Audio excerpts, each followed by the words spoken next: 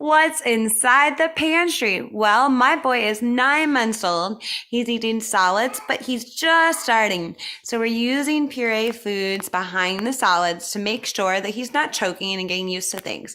So up top, you can see I've got all my coolers. There's another video where I kind of went through, but you can tell the big cooler on the left, the school cooler, and then my pizza cooler, which is my day-to-day cooler.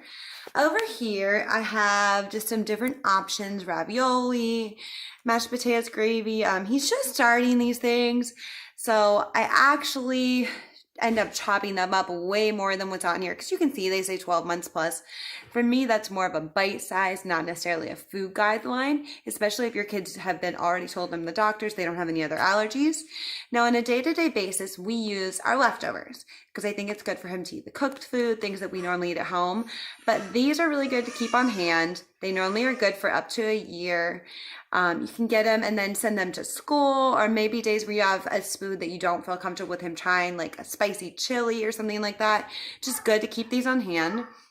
Over here, I've just got a couple more options like that, just smaller portions. These little chicken sticks are kind of cool.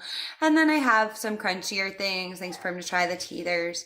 We're not quite to these bars yet, but what I'll do is break them up into little pieces and let him try those. These teethers are still great, just good to let him practice using bigger finger foods.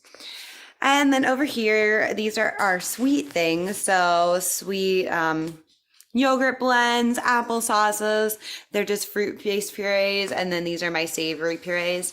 Again, so what I do is last night we had meatball and broccoli for dinner. I mashed up some of that, not in the blender, still bite-sized, maybe fourth tablespoon bite-sized.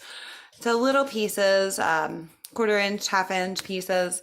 And then what I'll do is if he starts to gag or maybe choke a little, show signs that he's uncomfortable with the food, I will just follow it with a piece, a bite of one of these things that he is comfortable with. So there you go. That's what's inside the food pantry for Declan.